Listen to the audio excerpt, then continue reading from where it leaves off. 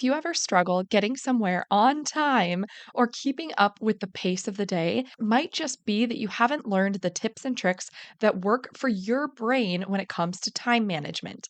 Growing up, I was very well known for always being late. So if I have been able to figure out how to be on time, then I'm positive you can too. So today I'm actually sharing 3 tips that I use for better time management. So hopefully they work for you too. Are you ready to stop the chaos, the stress, the overwhelm that's filling your life? I'm Renae Matt, and together you and I are going to build simple routines that are going to change your life. When you put these habits into practice, you're going to be able to organize your life in a way where you can be there for your family, pay off your debt, save money, your house can stay organized, you don't have to stress about what's for dinner, and you still get time for yourself. So without further ado, let's get started. Welcome to the Routine Advantage Podcast. So, being on time to things is definitely a skill that has to be learned. When I was a teenager, I was always late to everything. Everybody knew I was going to be late. And even into my early years of marriage, I was also late quite often. It drove my husband absolutely nuts. And I remember one time that we were having a party or something, or my parents were having a party, I should say. And I don't even remember if I was just late teens or if it was early on in my marriage, but I was going by myself. So I'm thinking I was late teens and I had my apartment on my own. But I remember that my parents were having this party and my dad told me what time it was.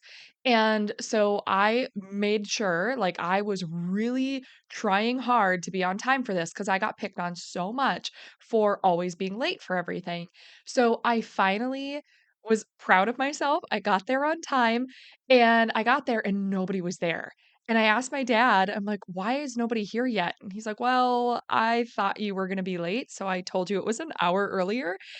And I just remember thinking like, "Okay, I really need to change some things if people are starting to tell me that things are starting an hour earlier than when I'm actually showing up." So, I knew I needed to make some changes, and I have learned how to be on time, and it is pretty rare now that I'm running late to everything. I am often running really close to the time that it starts, but I'm actually showing up early to things, and I have been for the last several years. And it's not like it just all of a sudden clicked and changed, and now I'm just early to everything. It is very intentional because I naturally have a tendency to get very distracted. I think I have more time for things than I do, and I start little projects at home before I leave, or I spend too much time on something I'm really focused on, and then I lose track of time. So, developing these skills for better time management comes with very strong intentionality, but they're worth it to help me keep the pace and actually stick to my schedule for things. So if you're struggling with this, know that you're not alone and you can still make some changes for better time management that are going to make you feel better, but it is going to take some effort to make sure that you're actually uh making changes, I guess, to be able to get to places on time. So I kind of was thinking through what is has really helped me over the years, and I came up with 3 tips that I think have helped improve my time management skills and help keep me on track and keep me on pace to actually arrive places early. And I think that if your brain works anything like mine, these will help you as well, or at least will give you a starting point to start testing some things and then tweak it to what works best for you. So for the 3 tips to help improve your time management skills is number one, to sandwich meetings with time blocks when necessary. So, what I mean by this is obviously when we talk about sitting down and doing a weekly plan and doing your weekly layout so that everything is planned out as much as you can for the week ahead so that you're not in the thick of the chaos and you can actually be proactive about scheduling and planning out your week rather than reacting to everything as you're in it. So that is very necessary. But when you're doing this, you're also looking at what is happening and making sure that you are sandwiching it with time blocks of other time that you need that you might not have thought about. So if you have, for instance, say you have a doctor's appointment at 10 a.m. on Tuesday Instead of just plugging in your 10 a.m. doctor's appointment, you have to think about what happens before and after that doctor's appointment. So if it takes you 20 minutes to get there, you're probably going to want to block off, maybe 30 minutes of drive time just in case you run into traffic or you run into any issues or anything like that. So you're giving yourself that buffer time, and you're going to want to put in a 30-minute time block before your 10 a.m. appointment for travel time. And this is what a lot of people forget. And so if you put 30 minutes beforehand, you're probably going to want 30 minutes afterwards as well. So if you had an appointment in your calendar for 10 a.m. to 11 a.m. for this doctor's appointment, it now turns into 9:30 a.m. to 11:30 a.m. to give you that 9:30 to 10 is your travel time, 10 to 11 is your doctor's appointment, and then 11 to 11:30 becomes your travel time back. So that block of time becomes much bigger, and you're not trying to shove things right up next to this appointment and then either arriving late or pushing it off, and then it runs into things later in the afternoon because you got there late and then it lasted longer and it just throws the rest of your day off. So it's really, really important to think about this buffer time or sandwiching time between anything that's on your calendar. Now you're going to find that some things do not require travel time or any sort of buffer time before and after, but you do want to make sure that you're reviewing your week and looking at what might need this buffer time. Same with meetings. If you have a meeting that you kind of need to do some prep work for, or you need to get on your computer and you need to boot some things up and you need to pull up some notes or anything like that. If you have a meeting starting at 2 p.m., you're probably going to want to give yourself, depending on what you're doing, say maybe 10 minutes to actually pull things up and get prepared, get logged into the meeting if it's a virtual meeting or anything like that. You're going to want to give yourself 10 minutes to get all those things up. So rather than giving yourself back to back meetings from 1 to 2 and then 2 to 3, you actually want to give yourself some buffer time. Maybe it's 5 minutes, maybe it's 10 minutes, but you want to give yourself some buffer time so that you don't have any meetings that go all the way up to 2 p.m. You give yourself up until 1:50 to maybe run to the bathroom or pull all these notes up to give yourself time to be ready for that 2 o'clock meeting when it starts. So that is what you're looking at when you're looking at scheduling these buffer times or sandwiching meetings or sandwiching anything that you have time blocked in your calendar. You want to really think these things through. And that could be what you're missing if you feel like you're just constantly trying to keep up. It could be that you're just not giving yourself enough time to do the things between the events or meetings or schedule that you are currently planning out. Tip number two is to set alarms to help you pace your time. And this one seems a little bit tedious sometimes, especially if you feel like you're running late or you feel like you are not wanting any additional tasks to do, but this one is probably like one of the top things that has helped me because like I said, I tend to get distracted. I tend to start thinking that I have more time to do things or I start a project and I don't have enough time to do it when I think that I do, and then all of a sudden I don't realize that so much time has passed, and all of a sudden it's like, "Oh shoot, like I was supposed to leave 3 minutes ago." So instead, what I like to do is when I have to go somewhere or be somewhere, or even if it's a meeting, I like to set alarms to help me stay on track with my time. And as an example of this, say you are always running late in the morning and you can never get anywhere on time. Maybe it's you're going to work, maybe you're leaving to bring the kids to school, whatever it is that you're trying to do, you have a tendency to leave later than you want to in the morning.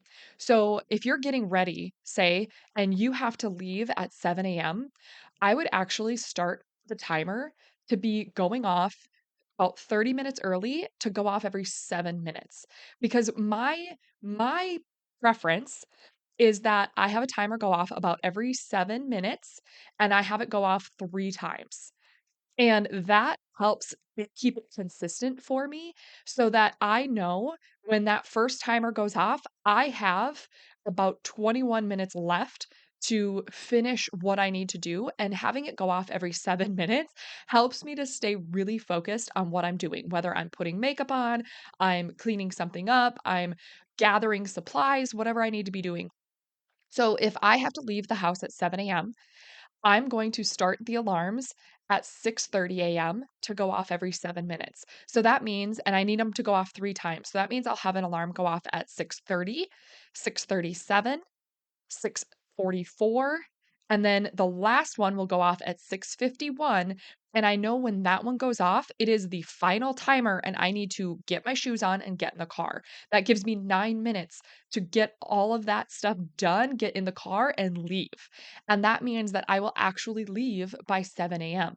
So if I don't do these timers or if I just give myself one timer, 15 minutes before I leave, a lot of times I find that I'm not fully ready and I need more than 15 minutes to get everything done that I am working on and then get out the door. So having them go off 3 times every 7 minutes, starting 30 minutes prior, is a game changer for me. So like I said, this sounds tedious, it sounds like a lot, but if you struggle with time management the way that I do, this is a total game changer and you will absolutely love it and you'll actually show up to things on time and you're going to be really proud of yourself. So, doing this for anything throughout the day, whatever works for you is great. So, you can test it, see what works better for you. Maybe doing it 3 times every 7 minutes is not the thing for you. Maybe you need a different time structure, but you're not going to know unless you play around with it. So, I would encourage you to maybe start with what I do and then see if you need to tweak it and what works better for you. But this definitely will help you keep on track for anything that you need to do throughout the day, whether it's preparing for those meetings or getting ready to leave the house, or maybe it's even creating meals. Like you have to stay on track with what you're doing. That is going to help you. And the third tip that I have is to make sure you're scheduling rest or fun time or even just blank time blocks. So when you are looking at your week and you're scheduling in time, if you have something going on back to back to back to back to back from sun up to sundown, you are going to be absolutely exhausted. You're not going to be able to keep this up for long term, you're going to burn out. So it's really important that you actually schedule in time that you don't allow yourself to schedule anything. Or it's time that is actually rejuvenating, it's rest time, it's blank space, it's something that gives you the ability to do whatever it is you feel like doing, whether it is a nice walk to enjoy without having to rush through it. Maybe it's going to get a coffee with a friend. Maybe it's sitting down to actually read a physical book. When was the last time you sat down to read a book? Maybe it's even taking a nap. Like whatever it is that you need to schedule in blank time for you to just relax or do whatever it is you want to be doing so that you're not constantly filled with tasks because otherwise you're going to burn out and you're not going to be as productive. You're going to actually be more productive if you schedule time to do nothing than if you don't. Like that's a really weird thing to wrap your mind around sometimes that it's like, oh, if I stop doing things, I'm going to be more productive. That doesn't make sense. But it is true. Like if you take the time to rest, you're going to have more energy to show up for the things that are necessary rather than trying to just constantly do it all. Because good time management does not mean that your time is filled with tasks from the moment you get up to the moment you go to bed.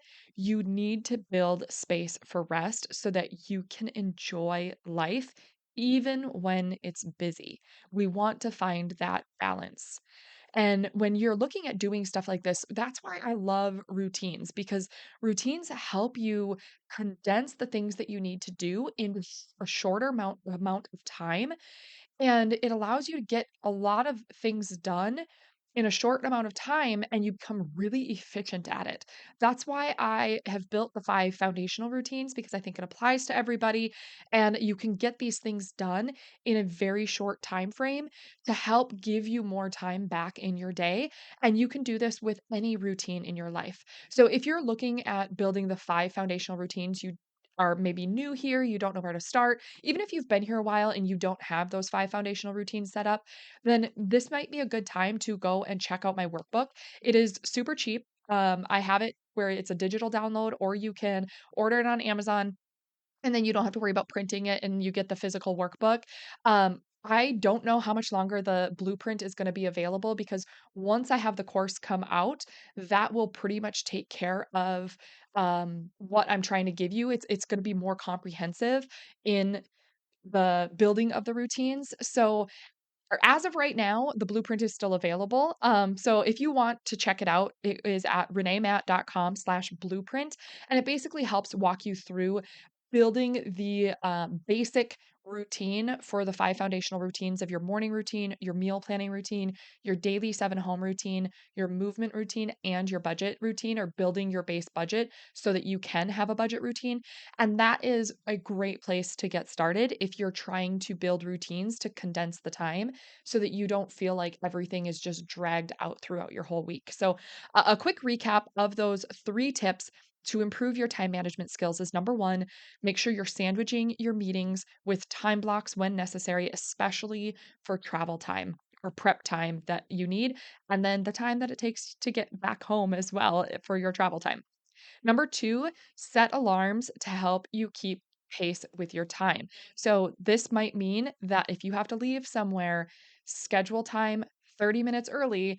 And I would say to schedule an alarm that goes off every 7 minutes 3 times, and then it gives you 21 minutes of that time to keep you on pace, and then you need to get in the car and leave.